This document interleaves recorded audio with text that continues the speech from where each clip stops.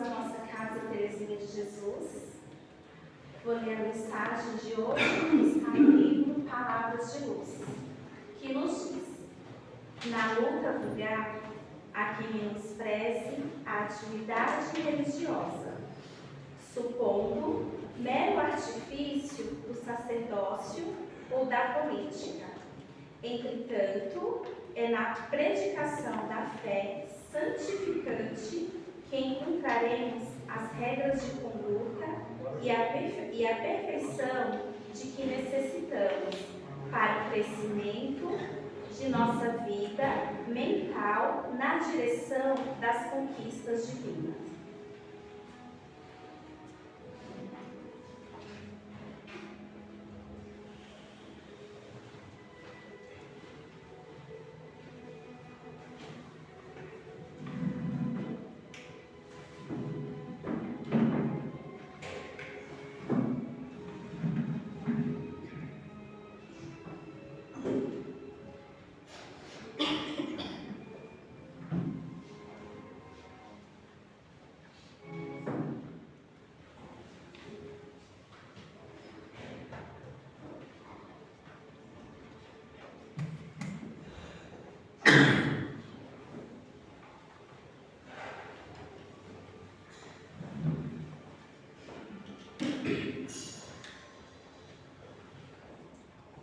Fechando os nossos olhos, nos acomodando nos nossos assentos, pedindo ao Mestre Jesus para que venha fazer morada em nossos corações, para que possamos absorver o que viemos buscar aqui, que a palestrante desta noite venha ser usada pela espiritualidade, que os lábios dela profiram palavras que venham de encontro com os nossos corações e que através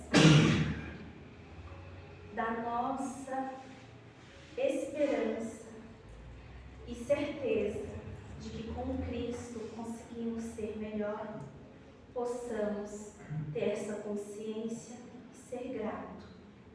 Em nome de Jesus, que assim seja. A palestrante dessa noite é a nossa irmã Neuza, com o tema A Parábola da Figueira, que está no Evangelho, capítulo 19, item 8 a 12.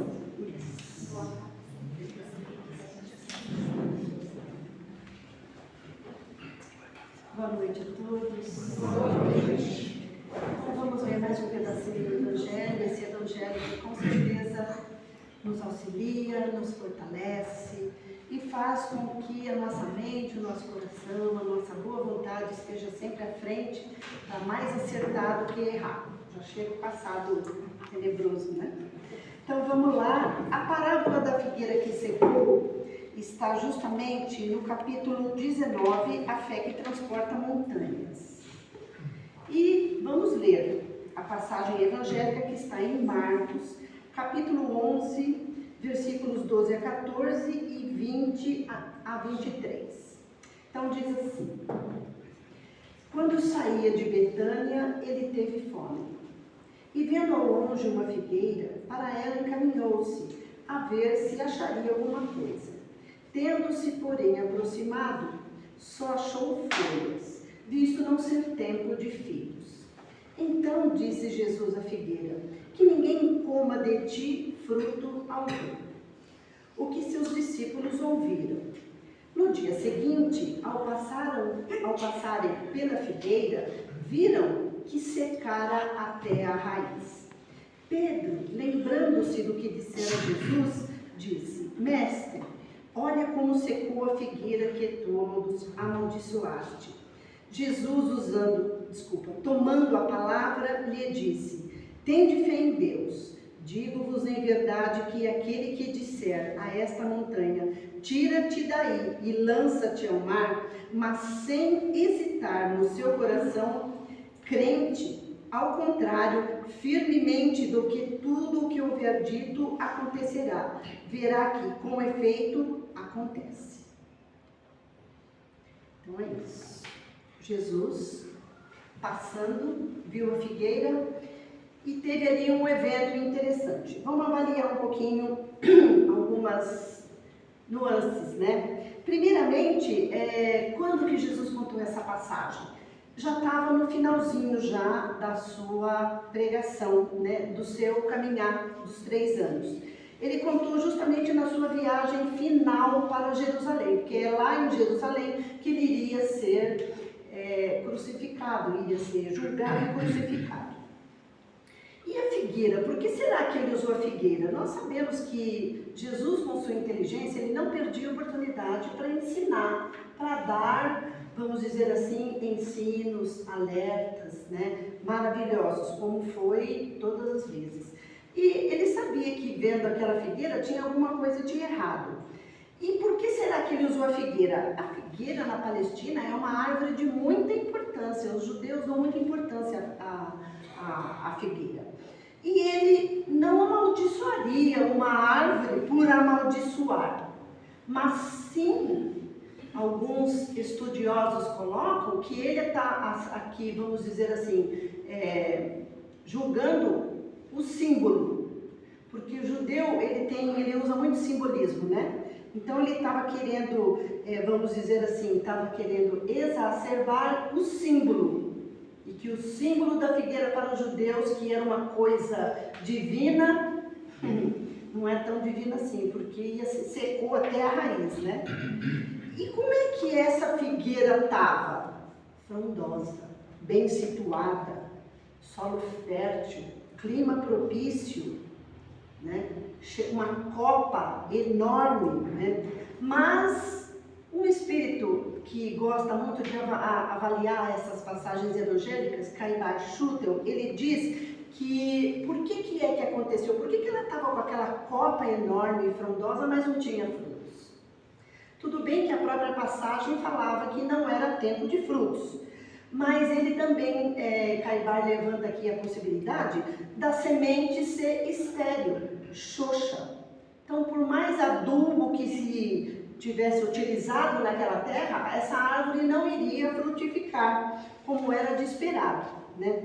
Então, o que Jesus está querendo, sabendo de alguma dificuldade daquela árvore, estava querendo justamente um estudo do significado, que ficasse gravado na mente dos discípulos e para as gerações futuras, porque é o que Kardec vai fazer aqui nos itens 9, 10, 11 e 12, né?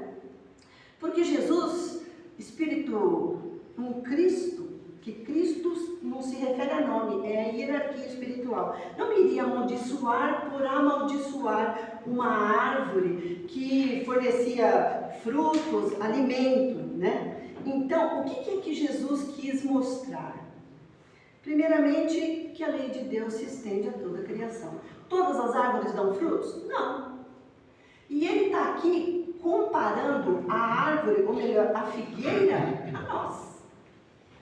E como está usando a lei, né? Aí, como é que é a lei de Deus? Eterna, irrevogável, não se muda. Tem ação não só sobre o mundo vegetal, mas também sobre nós, o mundo dos humanos, né? Então, os vegetais, os animais, eles estão submetidos às leis de Deus, e nós também. E essa lei justamente reage na figueira, segundo a produção, como no homem também. Então, se você tem uma árvore frutífera e você planta uma árvore, o que você espera dela? Frutos. Frutos. Saborosos. E o que se espera do homem? O que Deus e que Jesus espera do homem? Frutos. A gente produz esses frutos? Quais são os nossos frutos? Então, Jesus está aqui na sua simbologia, levantando justamente isso. O que é uma árvore igual a figueira?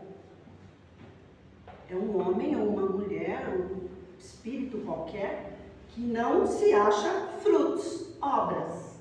Jesus está comparando os frutos da árvore com os frutos dos homens. A árvore, como é que estava? Bem enraizada, tronco formado, copa enorme, né? Cheia de folhas. Mas a gente vê também homens, espíritos e mulheres também, sem virtudes, sem valor moral, sem bons sentimentos. Porque é daí que vem as obras. Essa é daí a origem, né, que fluem as obras. Homens que não conseguem ser caridosos, bondosos, perdão, não consegue. Sem moral, até tem inteligência, mas não usa com sabedoria. Até tem conhecimento, mas em função do seu orgulho, do seu egoísmo, quais são os frutos? Só para si. Não pensa no próximo. Pode estar que nem a árvore, né? Copa maravilhosa, cheia de folhas, mas está vestido de seda, coberto de ouro, de brilhante, mas vai sofrer as mesmas consequências da árvore, se não der frutos. Como Jesus falou, né, no outro dia, secou até a raiz. Então, o que Jesus está querendo nos dizer, nos ensinar? Que existe em nós a necessidade de dar frutos. Necessidade de ter boa ação, de ser bom, de compartilhar o pouco que eu sei. Necessidade de perdoar, de ser útil aonde eu estiver, em família, ambiente de trabalho, ao planeta. Inclusive, esses frutos, dentre esses frutos, é estar aberto ao aprendizado.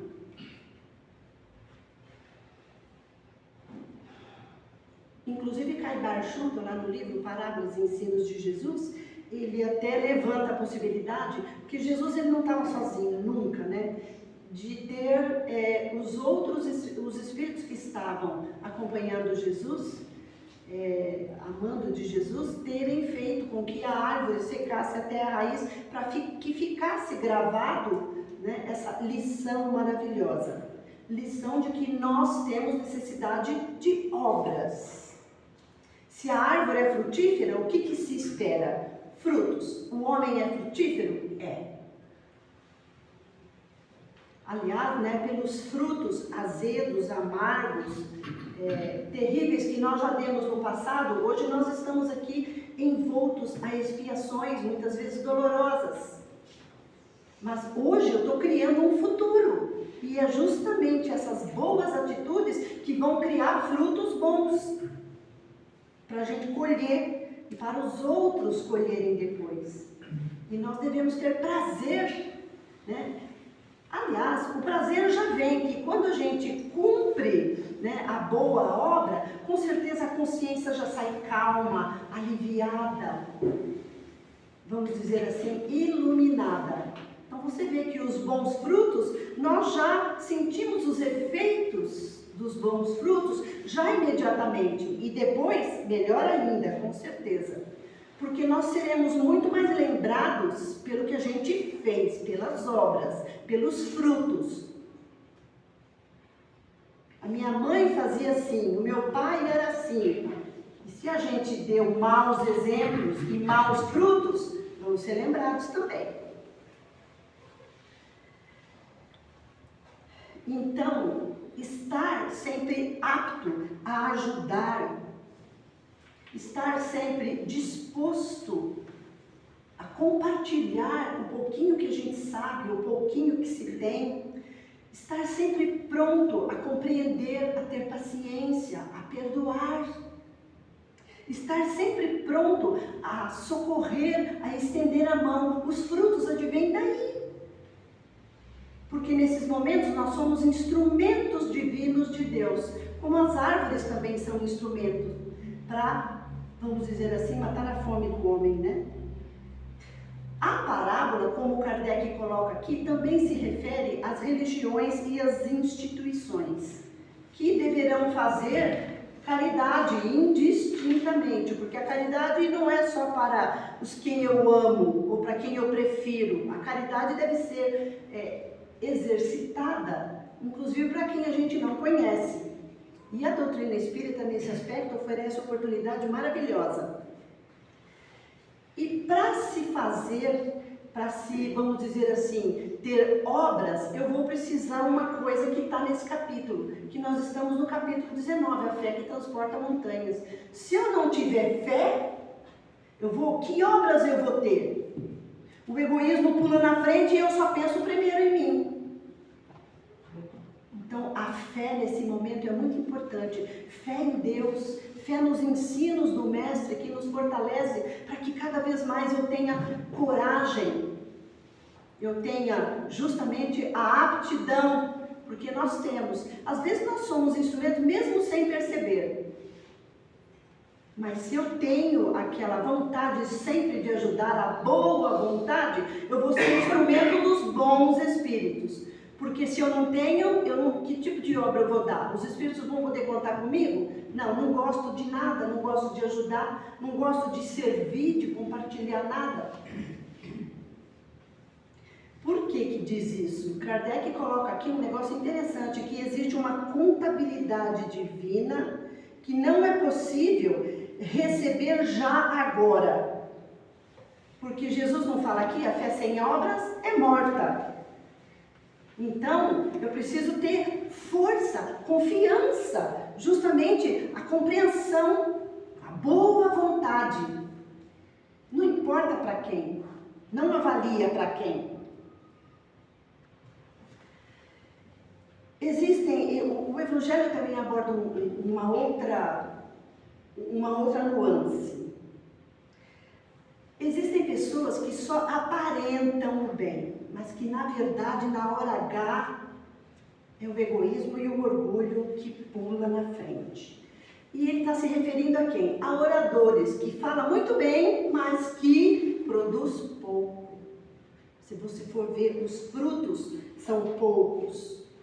Ele fala, inclusive, da questão da mediunidade. Existem pessoas, se a gente transportar isso para o nosso dia a dia, existem pessoas que podem ser úteis. Será que Deus nos colocou frente à dificuldade do outro lá à toa? Não, mas não são. Por quê? Às vezes não tem justamente isso aqui que falta nesse capítulo. Uma base sólida da fé, da boa vontade, de aproveitar a oportunidade de ser útil, fazer o bem. E é por isso que ele coloca aqui que dentro dessa possibilidade e dessa, vamos dizer assim, dessa situação estão as religiões, sistemas e muitas doutrinas. Por quê? Veicula falsas verdades. E o importante para nós é perceber o que é que está faltando, o que é que não me deixa ser útil e produzir esses bons frutos, né, que esse capítulo está nos estimulando. É justamente a fé fecunda, a fé fortalecida, aquela fé que faz mover as fibras do coração e me faz não ser tão indiferente à dor do outro. Porque muitas vezes, como é que a gente reage? O problema não é meu. Eu já ajudei a outra vez, agora já chega, deixa ele caminhar com os próprios pés. A gente não dá outra chance. Então, a gente fecha o coração. Então, o que é que está faltando, né? Está faltando justamente isso, essa boa vontade, essa fé que sensibiliza diante da dor, da necessidade e que não fica frio, indiferente. Porque é isso que Deus precisa muitas vezes.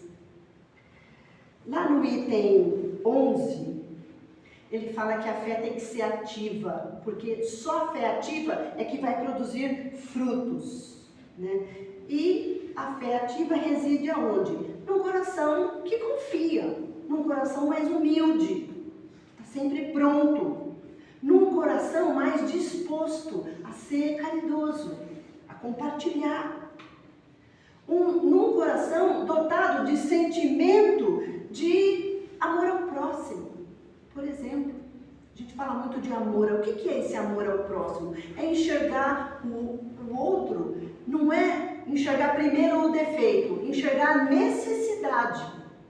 Porque nós somos seres que deixamos o lado negativo contaminar os nossos sentimentos.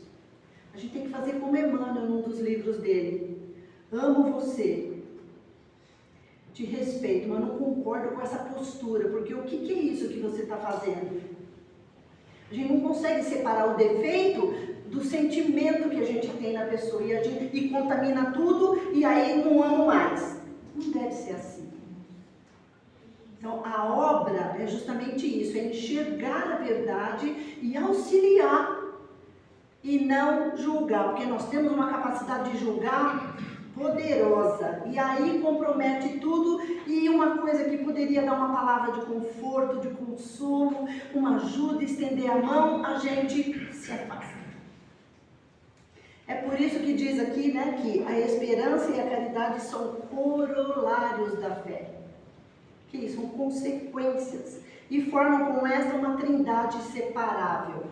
A esperança, será que a gente tem esperança naquela criatura cheia de defeito que a gente convive com ela? O que é que ela precisa?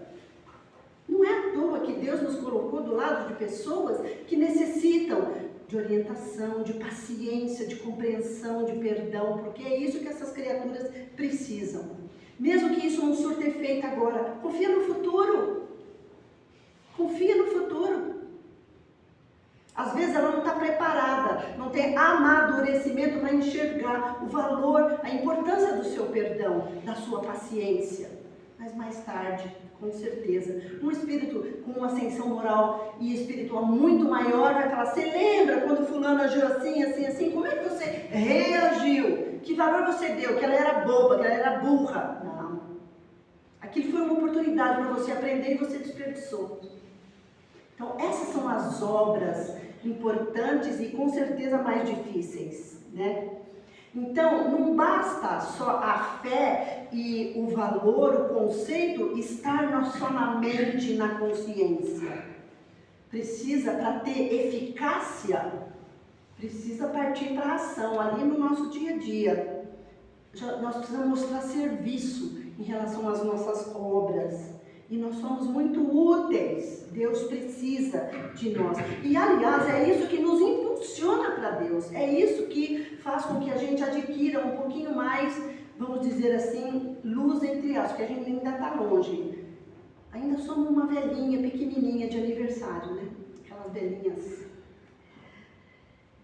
Aliás, inclusive, nesse capítulo está falando que é justamente essas obras que vai depender o mundo de regeneração que nós estamos construindo. Porque a terra sozinha vai virar um mundo de regeneração? Não, é os homens mudando as suas atitudes, tentando incorporar esses conceitos que Jesus diz, é que vai fazendo com que justamente a conduta seja diferente, as relações sejam diferentes. E o Evangelho, né, seja vitorioso. Porque, como Jesus disse, tem que ser implantado até o último J. Então, precisamos ter fé, essa confiança. Deus confia em nós. Não adianta alegar que não pode, não sabe.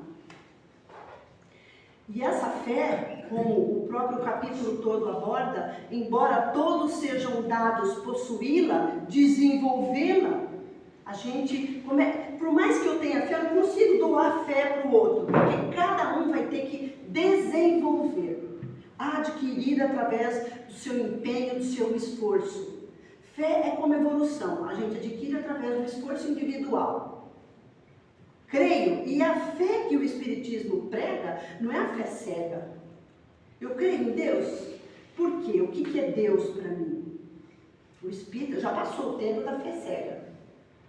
E vocês não têm que crer porque a Neuza está falando, o diretor do centro está falando, não. É aquilo que a minha razão entende como certo, como correto, como divino. Porque todas as leis de Deus são lógica pura. Raciocina sobre Deus, que a lógica vai deixar a gente compreendê-lo, vamos dizer assim. E mais ainda, Kardec dá uma explicação aqui, um tanto teórica, né, quando ele fala que justamente, como ele fala, que é através do empenho, do esforço individual, que nós vamos desenvolver essa fé para ter mais obras, né, e tudo isso é provado, e ele fala que é frustrado pelo descaso e pelo orgulho. que ele está querendo dizer? É a minha indiferença em relação à fé e o meu orgulho que não deixa justamente corresponder a essa centelha divina, porque Deus, quando nos criou, criou com todas as sementes. Só que, o que ele disse? Vai, meu filho, vai desenvolver, vai perceber, vai, vamos dizer assim, evoluir para conhecer não só a mim, mas do que você é capaz. É por isso que Jesus disse: vós sois deuses, vocês podem fazer o que eu faço e muito mais. Nós temos essa capacidade de construir, de dar exemplo de obras magníficas. Estuda, por exemplo, as biografias de vários espíritas. Nossa, a gente percebe como é importante essas obras. E não é só para não deixar a doutrina morrer. Não, muito pelo contrário. Porque nós precisamos da doutrina. E é essa fé diferente que esse capítulo nos estimula a desenvolver, justamente como uma árvore frondosa. Uma fé sincera, segura, contagiosa, empolgante, que na hora H não se dobra a qualquer argumento. Comunica-se, contagia. A gente já adquiriu essa fé? É essa fé que vai produzir as obras que aqui. É essa fé que vai dar exemplos. Obras. É essa fé que vai transmitir essa capacidade que todos nós temos de amar, de perdoar, ser caridoso. Embora a fé não se prescreve nem se impõe, né? Mas é justamente, ela é contagiosa. Anima os outros que convivem juntos. E vamos ser lembrados, né, por isso. Então, vamos relembrar, né? Sentimentos e condições. Eu tenho vontade de viver? Mostra através da fé, mostra através das obras. Como é que eu enfrento os desafios? Mostra através das obras, mostra através da fé. É através de um otimismo sadio ou qualquer coisinha a gente cai? Mostra através da fé. É ela que vai fazer com que você construa esses frutos, dê frutos. E mostra uma esperança firme, que é uma esperança firme que vai dar obras, né? É justamente esse sentimento que valoriza não só a você, porque nós temos que nos amar. Qual é o lema? Amar ao próximo como a si. Se você for avaliar, o que vem primeiro? O a si. Se o a si está bem, tem amor ao próximo. E essa valorização, né, do si, que faz com que a gente construa, obre, seja útil para os próximos que estão à nossa volta. Quem tem justamente essa fé e esta preocupação e está comprometido com isso, com certeza vai valorizar e vai aproveitar muito mais o tempo, né? Como justamente para alcançar um progresso, como falou na leitura. Todos nós temos um progresso para alcançar, que depende de nós, que precisa do meu engajamento, do meu comprometimento com isso. Ah, mas é gostoso ficar de perna para o ar. Por que não aproveitar para ler e conversar com o texto? Porque o Evangelho não merece só ser lido, ele merece conversar com esse texto. O que quis dizer essa frase? Que é para nós aprendermos com esse Evangelho. Porque a fé, esse capítulo todo que fala da fé, e por isso colocou aqui esse exemplo de Jesus e a necessidade, mostrando a necessidade de obras, justamente mostrando para nós que precisa de uma base, que é a inteligência perfeita daquilo que eu devo crer. É isso que é a fé raciocinada e que o espírita deve crer. Então, vamos rogar a Deus, a Jesus, que nos envolva, fortaleça a nossa fé, essa nossa capacidade de ser útil que nós temos e que a gente esteja sempre aberto às oportunidades que com certeza Deus vai nos enviar para que nós mostramos que eu quero ser útil, eu posso ser útil, eu sou útil. Muita paz, uma boa semana para todos.